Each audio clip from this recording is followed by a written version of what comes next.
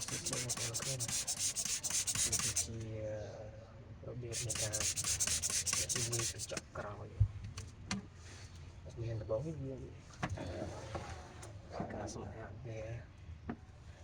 ចូលពីការសម្អាតវាស្អាតហើយនេះការសម្រាប់បងប្អូនដែលចង់ជ្រើសរើសបងប្អូនចាំទស្សនាទៅក្រៅយើងធ្វើជារបៀបបិទទៅនេះសម្អាតវាបានស្អាតណាស់បងប្អូនហើយយើងស្អាតបានស្អាតគឺយើងបានទឹកឲ្យវាស្អាតហើយយើងធ្វើការបកវាដោយសារយើងធ្វើពុំរោលវាខាងក្រៅហើយវីដេអូនេះធ្វើជួយបងប្អូនដែលចង់រៀនជំនាញខាងផ្នែកបិទហ្វៀមឬក៏បិទ UV ឡានបាទបងប្អូនដែលចេះហើយសូមអធិស្ឋានខ្ញុំធ្វើវីដេអូនេះឡើងដើម្បីចង់រៀនដល់បងប្អូនដែលកំពុងតែនៅក្នុងការរៀនហើយមួយក៏បងប្អូនដែលរៀនហើយតែខ្ញុំមិនទាន់ចេះច្បាស់នេះគឺទស្សនាវីដេអូនេះអត់មែនបាទនេះបងប្អូនជួយយើងមើលមួយអត់យើងធ្វើតាមពីអត់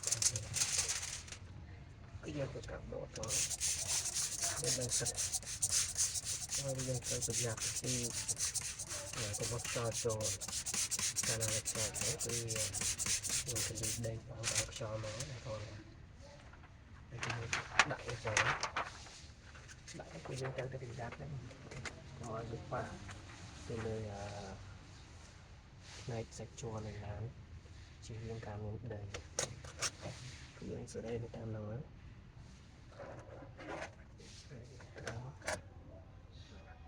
ចិត្តចឹង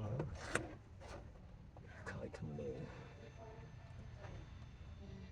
នេះបាទគឺអូខេតែបងប្អូនទស្សនាសូមជួយចុច Subscribe និងដាក់សារចាំគឺយើងកោះពីកណ្ដាលមកដើម្បីរុញទៅខាង